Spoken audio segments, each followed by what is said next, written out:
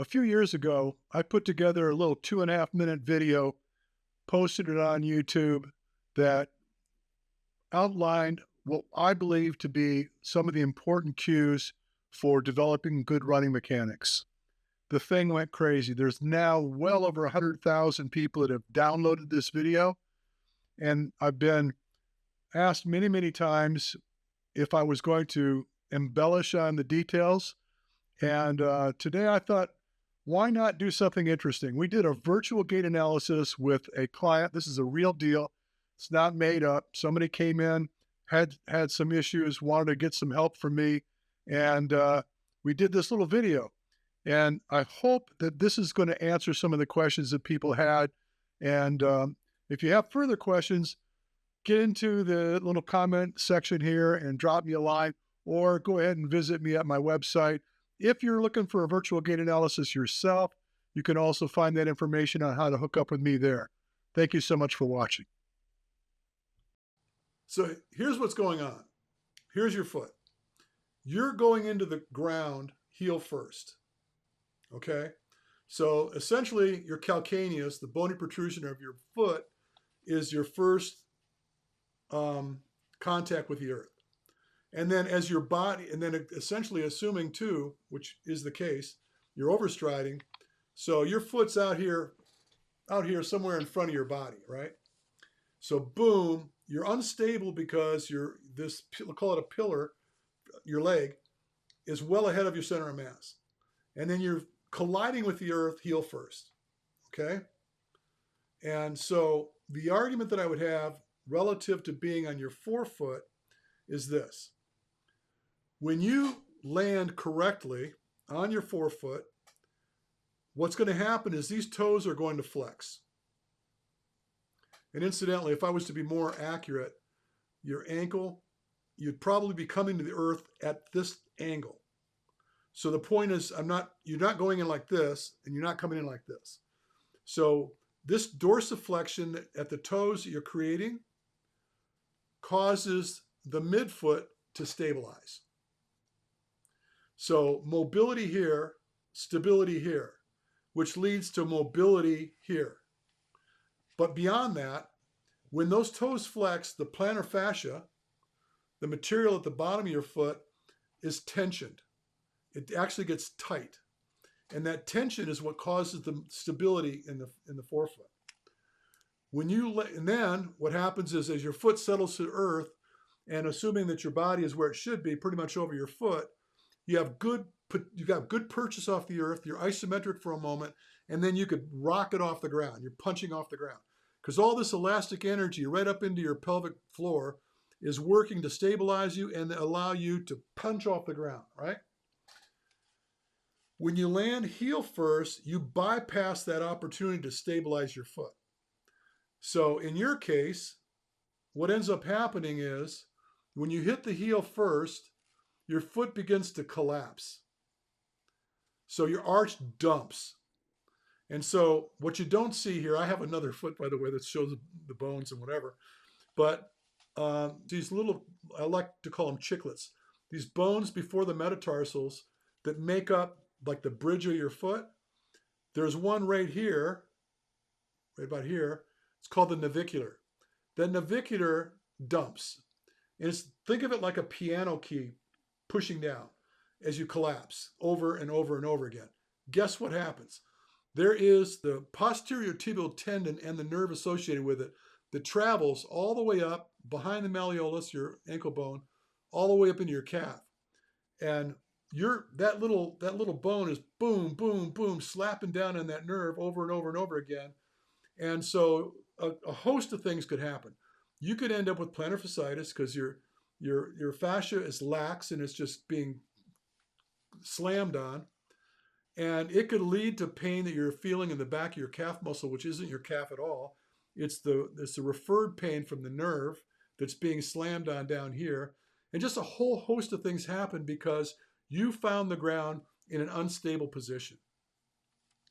So your contact point needs to be near your center of mass, and you want to engage that system that creates that moment of stability. And I'm talking about In the gait cycle, there is an eccentric move. You're familiar with these terms, eccentric, concentric? So there's a pulling action and then a pushing action, eccentric, concentric, and then there's a moment of no movement, which is isometric. So in that gait cycle, all three of those contractions are going to occur.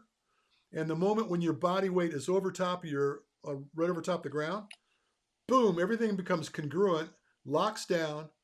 I mean, literally locks down. It's like you pulled back an arrow on a bow and are prepared to release it. And then you have this reciprocal response where it pushes you off and you go. Okay? I'm going to talk a lot here before I'll slow down a little bit, but I want to show you some of this, okay? This is Mo Farah. Yeah. Now, what I want you to see here is you could see that his forward leg, his lower limb is vertical. He's still in flight. He's not come to earth yet. But I assure you, when he comes to earth, his contact point is going to be his forefoot. And the outcome is this trailing leg splayed way behind him like this. So think of it like putting tension on a rubber band and releasing it. It snaps back, and then you get that forward flexion, that knee goes up, and then when that foot goes into the ground, gravity is now assisting you, and the outcome is that leg is going to splay way behind him like that. Okay, so there's the clean picture of it. So the other thing that I want to draw attention to is look at his shoulders that are basically square facing the direction he's traveling, and his hips are similarly square relative to his shoulders. His arm swing, you can see that left elbow is drawn up well behind him, but his forward arm is stopped where his humerus, his upper arm, is almost just a little bit ahead of his torso. So this is the end point, and this is the beginning. So I'm sorry, this is the beginning, this is the end point, from the forward arm to the trailing arm. So he's drawing himself forward, and he's tapping off that ground very, very nicely every step he takes. Boom. And then you could see, aside from that, look at, I measured your hip angle at under 50 degrees. He's at 103, right? And so this is a product of the force production off the ground. So if you want to see how a guy's traveling really well, measure his hip angle. And you could tell right away whether he's, you know, if you're losing purchase off the ground, your hips don't open up. You know, if I take my elbow and I swing it back really forcefully, it's going to come back. I'm not going to think in terms of bringing it back. It's just going to come back because the eccentric energy I've created provides me that reciprocal response for the thing to come back. Same thing when you hit the ground. You hit the ground well, you're more stable, boom, you get that big push off. I'm talking a lot. I know we'll slow down in a minute. But so ultimately what you want to have done, and this is important, so you see you got your notepad out, write this down in big fucking letters, okay? You want to push, you don't want to pull. When you feel your stride off the ground, you need to be feeling like you're pushing your body through space, not pulling your body through space. Does that make any sense? If you throw the anchor out in front of you, your forward leg, you're drawing your body to it. You're pulling. If you land close to your center of mass, there's no place to go but forward. So you're pushing off that leg, right? Think of it like being on a skateboard. If you're on a skateboard, you can't reach out ahead of yourself and draw forward. You'll fall on your back, right?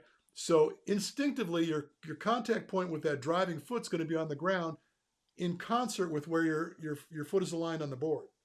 You have to. Otherwise, you'd be out of balance. Your running should be like that on every foot. You should be like boom, boom, boom, boom, pushing yourself down the road. So summarily, what ends up happening is when you land correctly, you stabilize, no more pronation, no more ankle problems, no more IT band issues, no more hip problems. And the bonus is you run faster and you can run more frequently and your heart rate will go down. You know? So one of the things, I mean, people call me the running guy. I've put 30 years into doing diagnostics on athletes. I've tested thousands, hear when I say this, thousands of athletes. VO2 max test, right? On all I did a VO2 max test on a guy trying to set a world record for pull-ups for 24 hours. Do a gas analysis of what the cost is, lactate production. Can this guy do it? What does his frequency look like? I've done it for ESPN Sports Science. I've done it with race car drivers. I've done it with paraplegics. I've done it. You name it. I've done it. I've tested it. Right.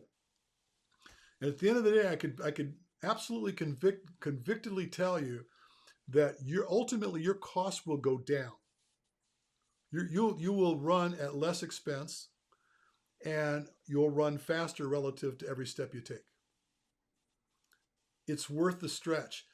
Now, I told you about the transitional problem. The transition problem is now you're activating the shit out of your calf and heel cord. And you're also firing your arch. So all that system that you're typically not using now just got reemployed, right? And if you say, like, I'm running 50 miles a week and you don't want to give that up, after the second 10 miler you do, you're going to be crippled. Your calf's going to be, you're going to be incapable of running. And then what will end up happening is you'll start to migrate towards your heel again because it doesn't hurt your calf anymore. You just gave up, right? So and I'm going to show you a video on how to do this, by the way. You're probably wondering, well, how do I do it, right? I'm going to show you in a minute. Sorry, the pollen here is nutty right now. No problem. Go ahead. I think the issue is someone or somehow down the line, I've always heard that when you're running, you pull the leg back. Oh, sure. I've heard So all kinds.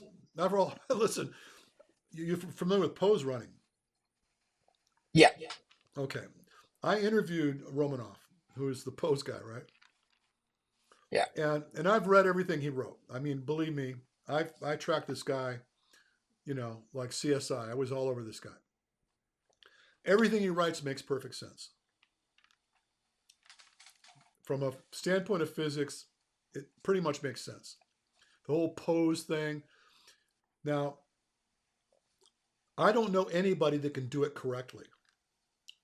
I've never met somebody that knows how to do pose and looks good doing it.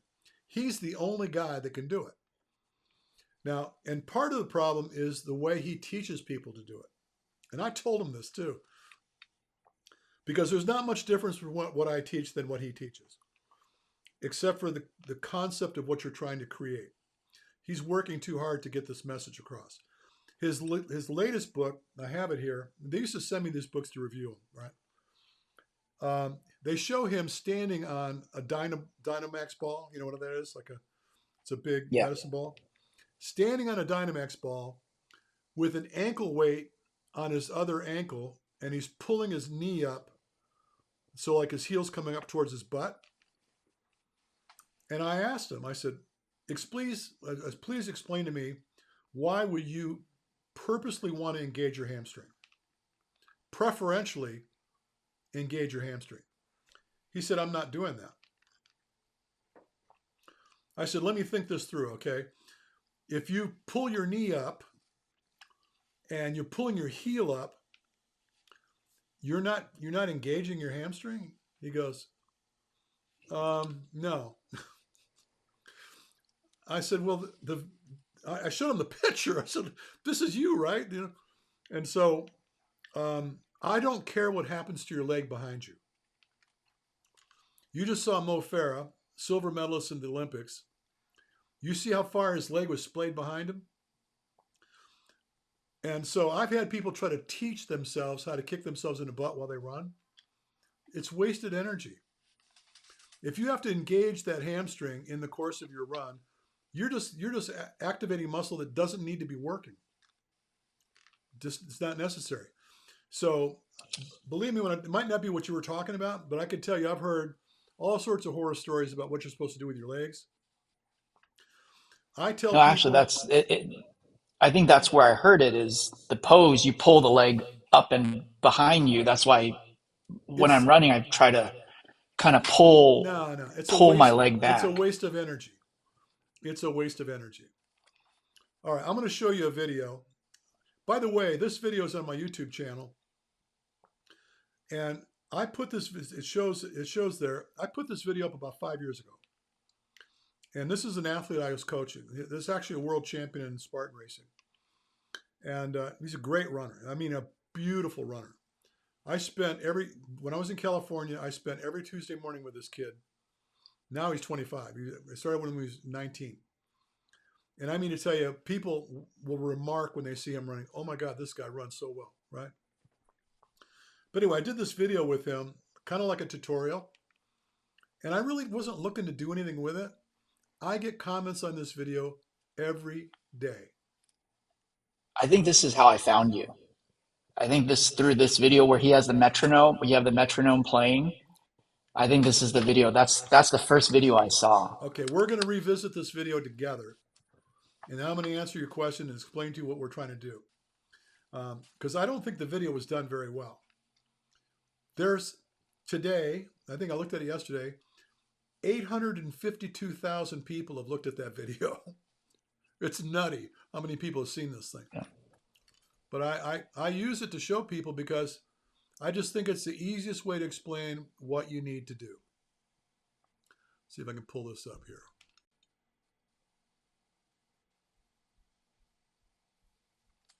So for starters, I'm going to have him just march in place. And I want you to notice his contact point is the forefoot. Incidentally, this is exactly what I would have you do. Because in the beginning, this marching activity he's doing, it's a neuromuscular re-education. You want to teach your brain to know where your foot is going, even when you're just marching. And it's progressive. So you can see we progress into eventually at the very end, I think it's a slow motion. It shows about a 5-minute mile pace. First, and then heel makes contact with the ground. Then simply peel the heel off the ground and set the forefoot back on the ground. Now, if I turn this into a run in place, which he's going to do now, nothing's changed. A lot of people will make the mistake of kicking their heels up towards their butt. Do it. Yep. That's not what you want to do. This is wrong. You could actually hear the difference of the scuffing that occurred when he kicked his heels back. We don't want that. We want this. Knees go forward, foot sets down on the ground. Now, we're going to add cadence to it. He's already in training. He's a warrior. You got it figured out. He's right on the beat. So, did you notice even before I turned the metronome on, he was already stepping out at 180 steps per minute? Yeah. He can run, and I coached him. I could put him on the track and have him run 400s, and he won't be listening to a metronome, and I will be, and I will gauge him. He will be dead on 180 steps per minute. No matter how fast or slow he's going, he's at 180 steps per minute. Now what I'm going to do is I'm going to progressively start the bell. By the way, Romanov never talked about step frequency. Never talked about that. All he talked about is pose. And so the only difference between him now running at, say, 2.4 miles per hour and what's going to happen later is the length of his stride. But the goal is to have your contact. My phone just buzzed me. Another comment on this video. Very close to your center of mass in front of you. Now, you'll notice that as I speed up the belt, he's not changing the timing. I want you to think about what's happening here. Remember me talking about this little dude? When you land like this, you're stabilizing your foot. When his foot finally touches the deck, boom, he's locked down. He's got good force production.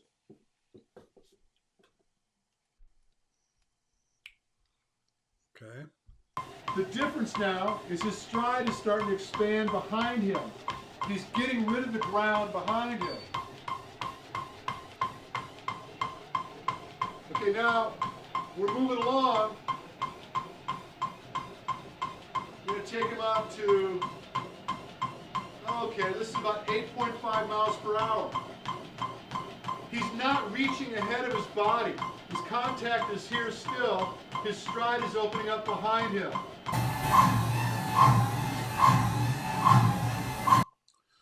Remember me talking about pushing versus pulling? Yeah. In this slow motion, you could see his contact point is still causing his lower limb to almost be vertical when he touches down, and he's driving himself forward. If he wasn't on a treadmill, he'd be flying down the road. See that? And look at how his trailing leg is that rubber band is about 3 inches above the knee. He's kicking that rubber band, not by intention. Wow. It's just happening. You can see it. You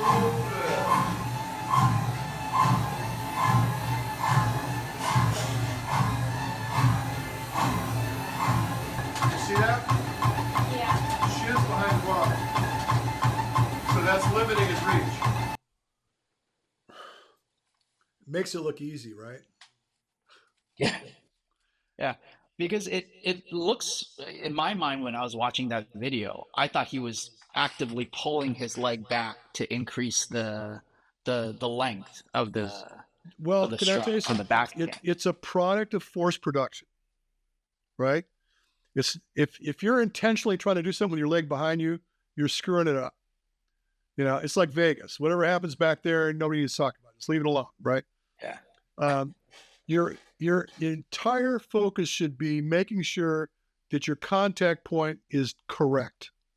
So this is where people will screw it up. You could come in too sharp. I've seen people do this. And this is the reason they do that is because they're still overstriding. They're landing forefoot, but they're still overstriding. So there's still a braking force, right? And then what ends up happening is the travel to get the heel towards the ground is too long, and you're really putting a lot of tension on that heel cord. And so eventually it just starts to break down on you. And then I've had people that would like slap the ground this way and just be too flat-footed, in which case it's dead space. They're just not getting in that repayment. You got to get into this nice little cyclical thing where you get a nice push off the ground. And then you're not pawing the ground, but you just, boom, you get locked down and it drives it. I don't care what happens with a trailing leg. It just ends up happening. Now, I will tell you that relative to him being on that treadmill, the treadmill steals some of that eccentric energy because the belt is already moving, right? So they refer to this as being rate independent. Now, you're not going anywhere. You're just kind of hovering over the belt and the belt's moving. So that's like the rug being pulled out from underneath you every step. Steals some of the energy. When you're outside, you're not going anywhere unless you push or pull yourself through space. So if you're effectively landing correctly, you get this big purchase off the ground, you get this big push off. Your stride will start to expand behind you, which is telling you you're creating more force, and your travel per step is going to be greater than it was before. So if you were covering, for example, 36 inches per step, now you might be turning out 40, 45 inches per step. And then if your frequency doesn't change, your cost is being held to a standard. You're not increasing the work. You're not decreasing the work. It's a standard work product, but the distance per travel is improving. That's why your cost of work eventually goes down. You start moving faster at no extra cost. So if the frequency doesn't change, is the driving force for speed the amount of strength that you use to push off the ground? You would think, but see now what the beauty of this is that when you start landing well and you start to generate a little bit more force and you get this elastic energy from that trailing leg, what ends up happening is your knee carry starts to get higher as a reciprocal response to that stretch reflex. A guy said this, and I don't remember his name, to be honest with you. but the guy was doing a full-on critique over Ryan Hall, back when Ryan Hall was like one of the preeminent runners in the States. And he had a lot to say about this guy's stride. And I won't even bother you with that now, but he said this, and I've been talking about it for over 10 years now. A 2% increase in your knee carry will yield a 16% increase in your stride length. What an investment. 2 gets you 16. I'll do that all day long. If 2 got me 8, I'm still buying it, right? So realize that as you start to get that bounce, think of a trampoline. You start hopping up and down, and just you start to get that reciprocal response from the stretch reflex, and you end up going higher and higher and higher. With the higher that knee comes up, and by the way, that's a product of the elastic energy, and the outcome is gravity. So you're not really working harder to run faster. And so when you're watching him, if you paid attention to it, initially at about 3 or 4 miles per hour, the way he looked on the treadmill didn't look any different than 8.5 miles per hour. You couldn't have said, "What's my line? How fast is he moving?" You wouldn't know, because it doesn't look like he's going any faster. You watch these African runners in the marathon; they don't look like they're running very fast until you're there. When you're standing on the side of the road, then you're like, "Holy shit!" The guy's running a 4:25 mile, and it looks like he's just like, he's having a good time, right? It's because they typically don't overstride. They typically don't land on their heels. I say typically because there's always an exception, right? I've seen guys that, Gabriel Selassie ran like a duck. He always splayed out with his toes like this, but when he landed, he was landing pretty much on the front of his foot in vertical tibia, and he had good force production off the ground. And that's really kind of what matters, is where you landed and how much force you gathered from the ground.